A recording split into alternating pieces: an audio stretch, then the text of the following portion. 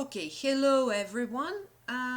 Again, new topic. We're continuing with the metabolism of carbohydrates, and this time, metabolism of glycogen. We're gonna talk about the degradation of glycogen, glycogenolysis, and the biosynthesis of glycogen, glycogenesis.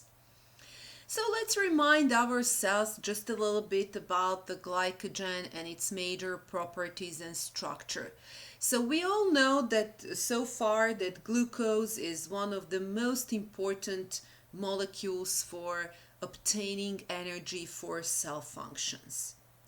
And one can ask, why not store glucose in its free form? But the answer is no, there is no storage of free glucose, because if you remember, glucose is osmotically active molecule, so the increase in concentration of glucose in a cell would lead to the swelling up, meaning the entrance of water into the cell, swelling up and rupture of cell membrane. So rather than depositing glucose itself, our cells directs glucose into the synthesis of glycogen. So glycogen is predominantly found in liver and skeletal muscles, but do not forget that certain small amounts are found in other tissues and in other cells. And in all those tissues and cells, it's found in a form of cytoplasmic granules, which can contain up to 120,000 glucose units per one molecule. Speaking of the content of glycogen in those specific cells, 1 to 2% of glycogen is found in muscles. 1 to 2% of the mass of the muscle cells. And the glycogen in muscles, you will see later on, is used only for muscle needs. Content of glycogen in liver cells is up to 10%, so there is much more glycogen per mass of liver cells, because the glucose incorporated in glycogen in liver is actually glucose which serves for whole organism, and actually those supplies of glucose from glycogen from liver can provide glucose for whole organism up to approximately 12 hours after the last carbohydrate meal, after the last carbohydrate ingestion. Speaking of the structure of glycogen, glycogen is a branched molecule that is a polymer of a large number of glucoses, and we have two types of glycosidic bonds found: alpha 1,4 bond in the linear part of the molecule and alpha 1,6 bonds, glycosidic bonds at branching points. We also mentioned that glycogen is more branched than starch, so branching points appear at every 8 to 10 glucose units. Also, what is interesting and important, you can see it from the slide. So red colored glucoses are alpha 1,6 bonds at the branching points, and that this molecule has only one reducing end, and it's attached to one glycogen molecule. We're gonna talk about it later on. But there are a lot of non-reducing ends, non-reducing sugars, and that is so important because actually those are going to be points of enzyme activity. So a lot of non-reducing ends, a lot of actually points of enzyme activity, which actually leads to the conclusion that metabolism of glycogen is very efficient metabolism, because there are a lot of action sites for the activity of enzymes involved in either degradation or synthesis of glycogen. So this slide actually represents some kind of a unique overview of glycogen in skeletal muscles and in cells. So in most cells, glycogen represents a reservoir of glucose for the synthesis of ATP in glycolytic pathway and subsequently oxidative decarboxylation and and Krebs cycle. So glycogen is converted to glucose 1-phosphate, and then glucose 1-phosphate is isomerized to glucose 6-phosphate. Then the fate of glucose 6-phosphate can be different depending on the cell type.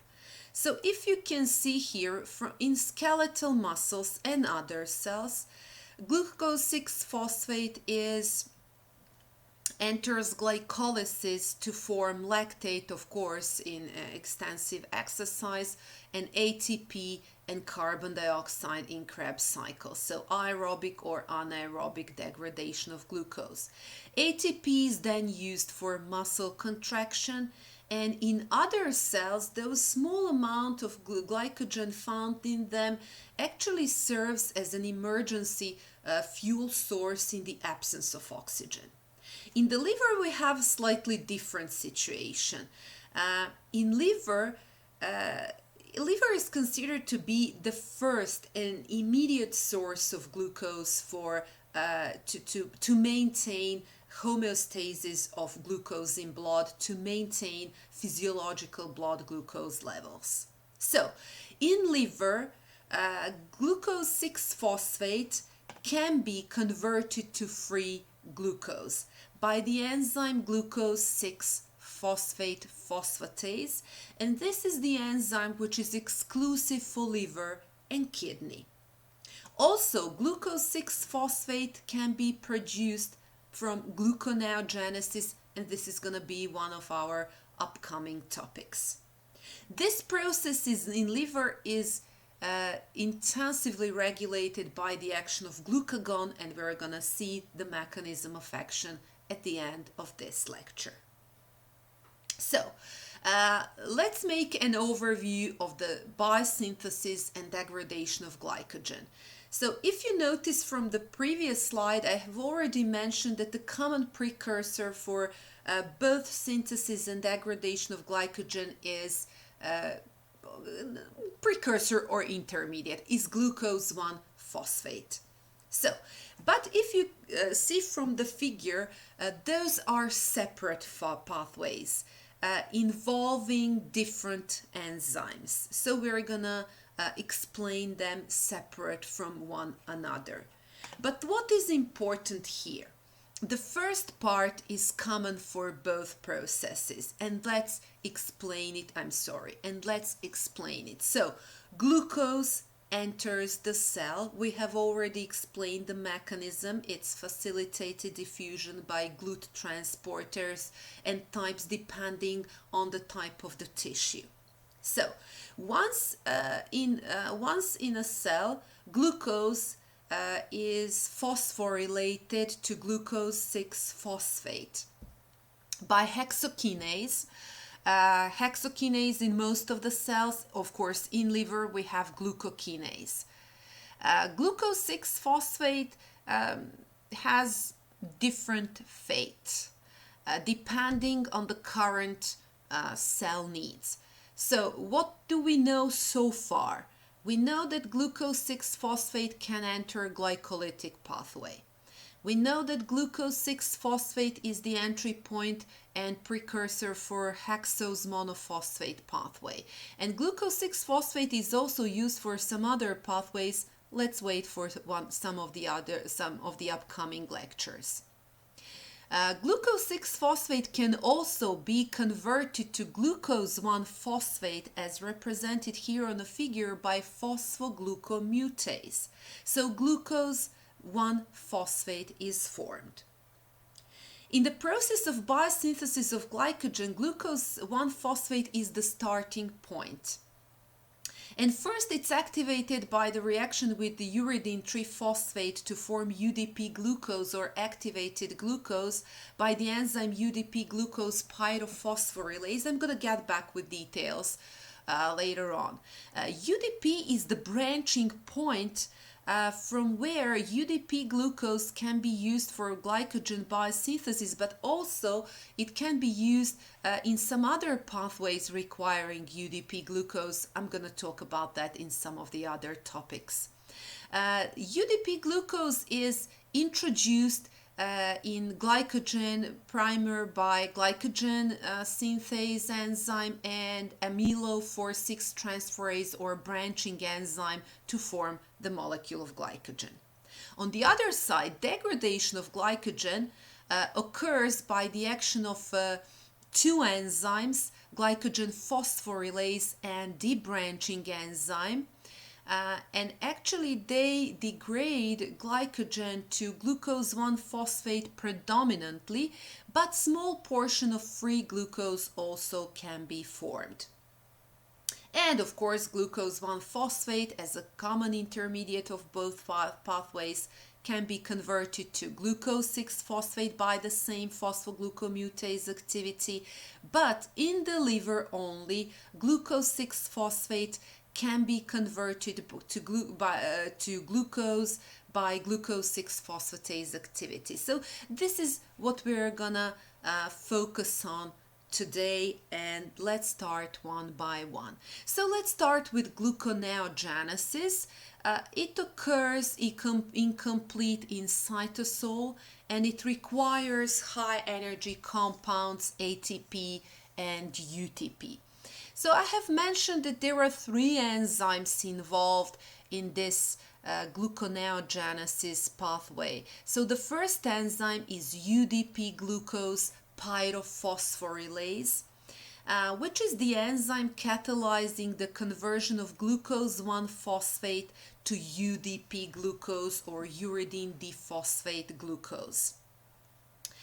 In the reaction with UTP molecule, and pyrophosphate group is released, which is going to be converted to two molecules of phosphate by inorganic pyrophosphatase.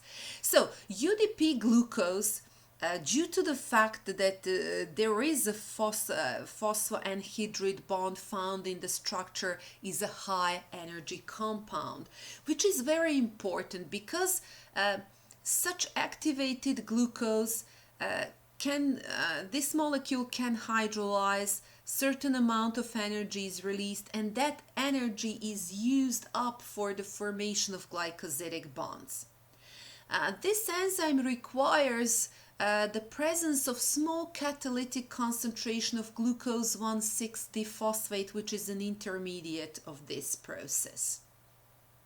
The second enzyme involved in the gluconeogenesis is glycogen synthetase or glycogen synthase, and this figure represents the upcoming events. So this enzyme is responsible for the formation of alpha-1,4 glycosidic bonds, and the reaction occurs between the OH group from activated UDP glucose and OH group at the carbon number 4 of the terminal glucose. Remember those non-reducing ends. So activated glucose, this green colored glucose, is added to non-reducing end. So for incorporation of one molecule of glucose into the increasing glycogen chain, one molecule of UTP, one high energy bond is required, and UTP can be regenerated from ATP and ADP is released. But it is important to state at the beginning that the biosynthesis of glycogen cannot start from nowhere. So it has to start from a unique state-of-the-art primer. So it is, in most cases, it is the pre-existing glycogen fragment, like here in this case. But in cases when glycogen is completely depleted and degraded to glucose, you need something to start the synthesis, and the starting point is going to be the protein called glycogenin. So it has the possibility and property to glycosylate itself, because in the structure of this glycogenin, there are certain amino acid residues in the form of serine or tyrosine, depending on the literature that you're using. So the point is that you have an hydroxyl group to which our activated glucose can be attached. And there is an enzyme which catalyzes this. It is the part of glycogenin, and it's tyrosine glycosyl transferase activity of the protein itself. So it actually auto-catalyzes the binding or attachment of up to 7 UDP glucoses to the protein itself. So it makes the unique primer to which the upcoming glucoses can be further attached. So we have here the binding of the first glucose, and then glycogen synthase continues the elongation of the chain, binding upcoming glucoses to non-reducing end. So let's move to the second part. So it continues. So glycogen synthase continues to elongate the glycogen chain up to the synthesis of, for example, minimum 11 glucoses. Of course, in length it can be more, but the growing chain occurs up to 11 glucoses in length. And then the second part of glycogenesis occurs, where 5 to 8 glucose units are removed. Those are, for example, those green colored glucose units. They are removed from non-reducing end, and they are reattached to the hydroxyl group at carbon number 6 of glucose units, which has to be a minimum 4 places from the previous branching point. And actually we have the formation of alpha-1,6 glycosidic bond, and we have a new branching point. This process, so both transferase activity and the formation of alpha-1,6 glycosidic bond, is responsibility of amylo-4,6 transferase, or so-called branching enzymes. So what is the result of the activity of this enzyme? Elongation continues with glycogen synthase as it was previously, but this time we have 2 non-reducing ends, which can be starting point for glycogen synthase to continue elongation. So at the end, the combination of the activity of those 2 enzymes actually leads to the formation of large branched molecule, and there is an increased number of sites for biosynthesis or degradation of glycogen, plus thus highly branched molecules has enhanced solubility, which is also of great importance for the maintenance of glycogen in muscle or liver cells. Speaking of glycogenolysis or degradation of glycogen, 2 enzymes are involved in this process, and the first one is glycogen phosphorylase, and it starts removing glucose units from, again, non-reducing end. So it cleaves glucose by adding inorganic phosphate, take a look here, inorganic phosphate to anomeric first carbon atom, thus releasing glucose 1-phosphate, and we have free OH group at carbon 4 on glucose residue on a non-reducing end. So glycogen phosphorylase continues the removal of glucose units until it reaches the maximum of 4 glucoses closest to the branching point. Due to some sterical issues, glycogen phosphorylase cannot cleave those 4 glucose units which are the closest to the branching point. Instead of that, amylo-6 glucosidase, or deep branching enzyme, starts its activity, And actually, this enzyme exhibits two types of activity. The first one is the transferase activity, which means that this enzyme removes those 3 glucose units to the end of a longer chain, like represented here on a figure. And then it exhibits hydrolytic activity by cleavage of alpha-1,6 glycosidic bond and the release of one free molecule of glucose. So if you take into account the overall process, one glucose molecule and 7 to 9 glucose 1-phosphate molecules are obtained for every branching point, which is going to be very important. So predominant product of glycogenolysis is glucose 1-phosphate, but remember and be careful, certain small amount up to 10% are going to be free glucose. Glycogen metabolism is regulated in a rather complex way, and I'm going to give you an overview first, and then we're going to focus on different types of regulation of metabolism themselves. So the first thing to have in mind is that regulation matches the function of glycogen in each tissue. So the mechanism of regulation in liver is going to be different from the mechanism of regulation in muscles. In the liver, we know that liver glycogen is the major support of blood glucose.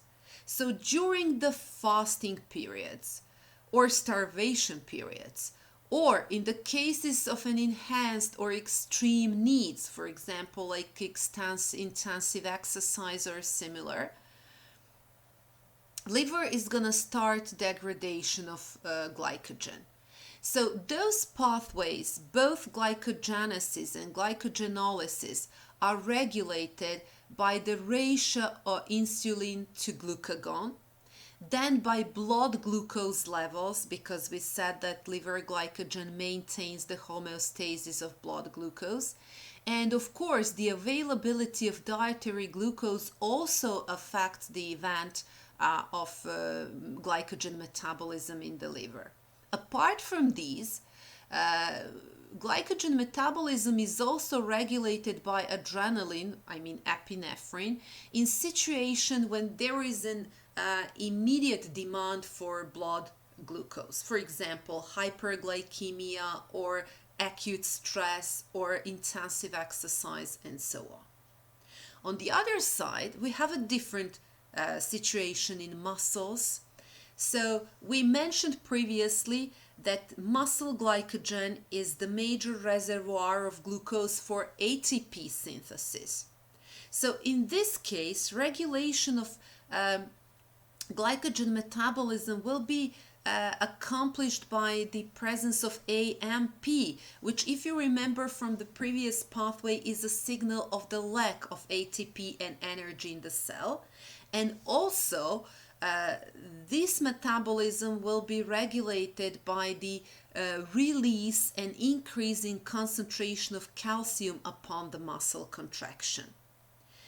In this case, in glycogen metabolism in the muscle, fasting or dieting or food intake does not significantly affect muscle glycogen.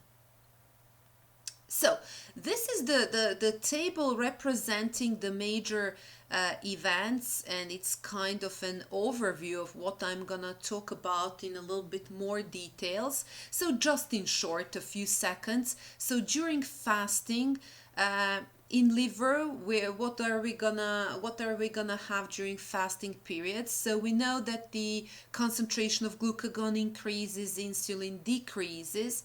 In tissues, we're gonna have an increased synthesis of CAMP. We're gonna see the exact mechanism, and all these events and regulators will direct and will direct the events towards glycogen degradation and inhibition of glycogen synthesis.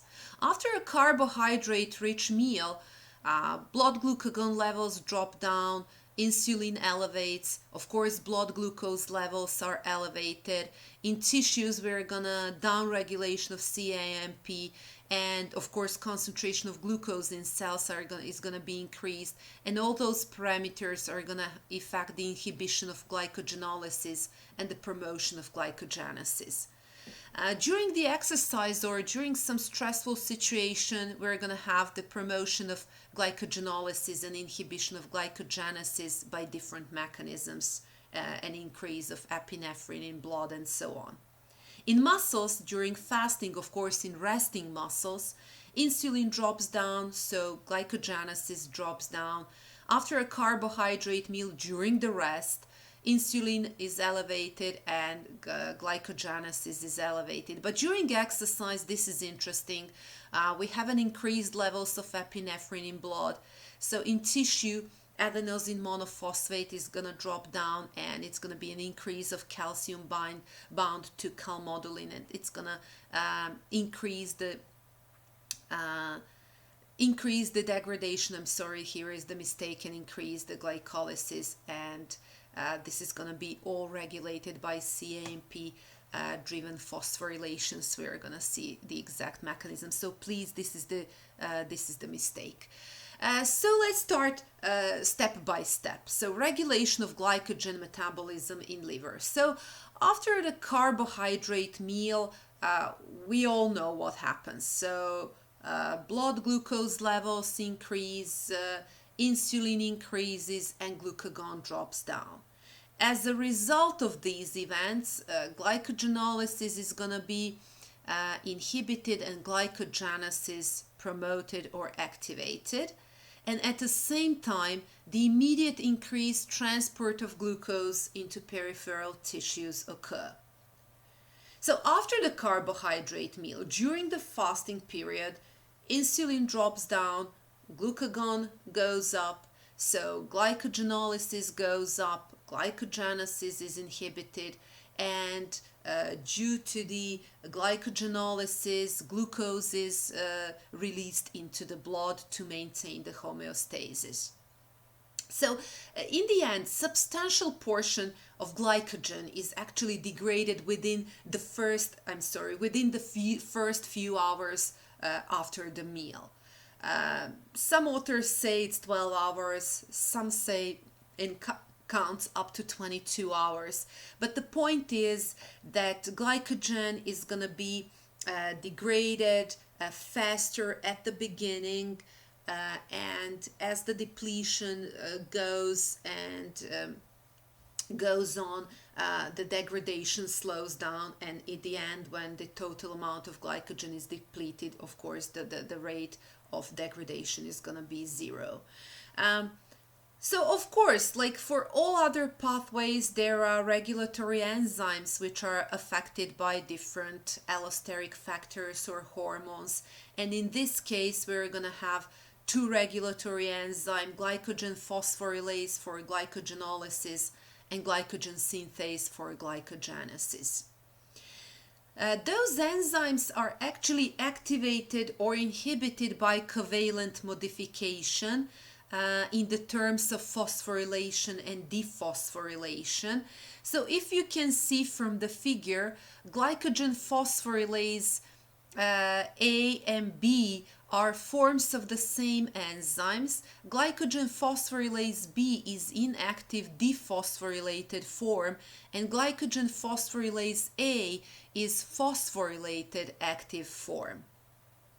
Glycogen synthase itself is also covalently modified by phosphorylation, but glycogen synthase A is active when dephosphorylated, and phosphorylated enzyme is inactive. I wrote here the names, the marks I and D instead of A and B, just depending on the literature which you're gonna use additionally, because these are the older ways to mark these forms of enzymes. So I stands for independent, which is an active, and D, dependent upon phosphorylation, which is inactive. But nowadays, A and B marks are commonly used. So during the fasting state, again, I'm mentioning for the 100 times, glucagon goes up, insulin goes down, and actually these changes initiates a CAMP regulated phosphorylation cascade. We're going to see the exact mechanism later on. So what happens? Phosphorylation of glycogen phosphorylase occurs, which means that glycogen phosphorylase becomes active and glycogenolysis increases. Also at the same time, phosphorylation of glycogen synthase occurs and it becomes active, so glycogenesis is inhibited. So this is the mechanism which nicely explains the events, how these processes and enzymes are regulated. So glucagon is the major hormone which actually affects the processes of glycogenolysis and glycogenesis, and glucagon is a hormone which affects these processes only in liver. So glucagon actually binds to serpentine glucagon receptor. The same can happen with epinephrine binding to beta receptors on the liver cell membrane, but now I'm going to focus on glucagon. So the mechanism for epinephrine action is going to be the same. I'm going to emphasize that later on. So glucagon, let me bring you back to the beginning, binds to the serpentine glucagon receptor. And this activates adenylate cyclase via G protein activity.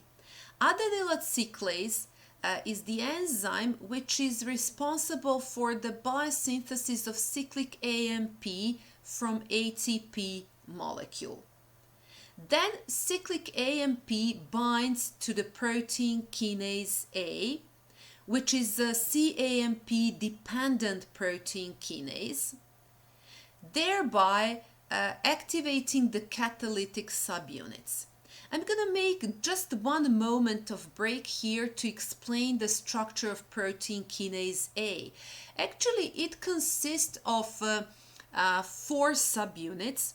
2 of them exhibit catalytic function and 2 of them are regulatory. So actually, 2 CAMP molecules for each regulatory binds to each regulatory units, and that binding actually causes the dissociation of those units. So regulatory subunits to which CAMP is attached actually are released, which leaves those catalytic subunits active.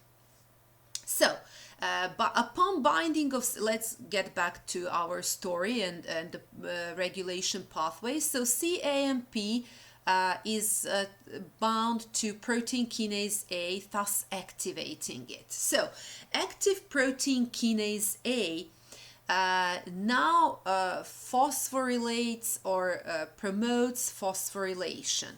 So protein kinase A actually phosphorylates phosphorylase kinase, and this enzyme becomes active. Active phosphorylase kinase, thus in the form of cascade, now phosphorylates glycogen phosphorylase B, so it is converted to phosphorylate glycogen phosphorylase A, which is active, which means that it promotes the degradation of glycogen to glucose 1-phosphate, which can be converted to glucose 6-phosphate, and of course in the liver it can be converted to glucose and exported to blood to maintain the blood glucose levels. But let's get back again to our central protein kinase A. Apart from phosphorylating phosphorylase kinase, it also phosphorylates glycogen synthase, so it becomes inactive, if you remember. So the process of the biosynthesis of glycogen is going to be inhibited. So there are two enzymes worth mentioning here. So protein kinase A, or pKa, are responsible or are the central kinases involved in those phosphorylation cascades. So for glycogen phosphorylase, it is simple. There is one point of action of phosphorylase or protein kinase. But this is the rare example. This is a unique example. In most other cases, like for glycogen synthase, there are multiple phosphorylation sites. Thus, the overall phosphorylation cascade and phosphorylation process is much more complicated. In the case of glycogen synthase, it involves the action of at least 10 different protein kinases. But what is the point in the end? We're not going to go deep into those details, but phosphorylation of one site actually makes another site more reactive and easier to phosphorylate by a different or another protein kinase. Like we had that effects of binding of oxygen to hemoglobin. So binding one oxygen makes the more simple binding of the second one, and so on. And here we have the same situation.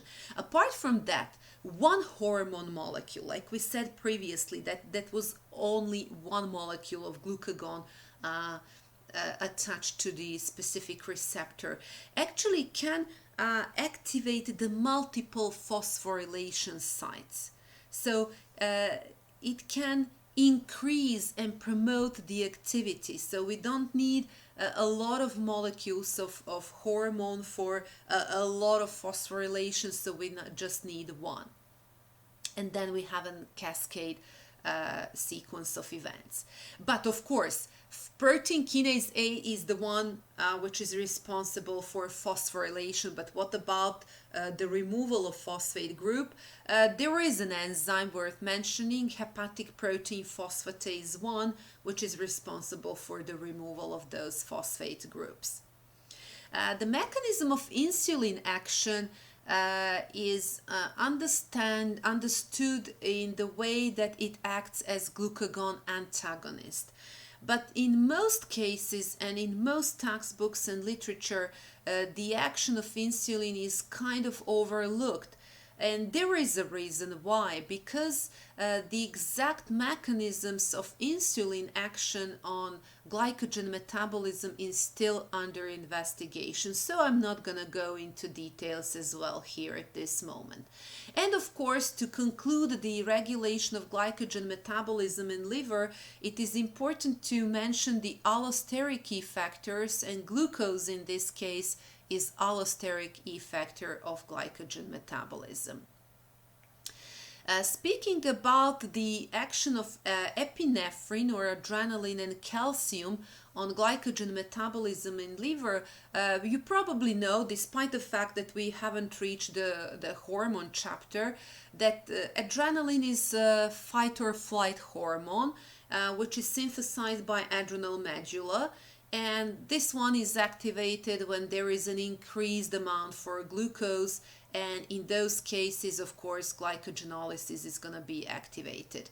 So adrenaline can act through two mechanisms. So it can act at B receptors, and the mechanism is almost identical to the glucagon mechanism. So it sends the signal through G protein, which promotes the activity of adenylate cyclase. So CAMP synthesizes. CAMP binds to protein kinase A, which is activated, which activates protein phosphorylase, and so on and so on. So the mechanism is similar to glucagon, but it can also act at alpha receptors.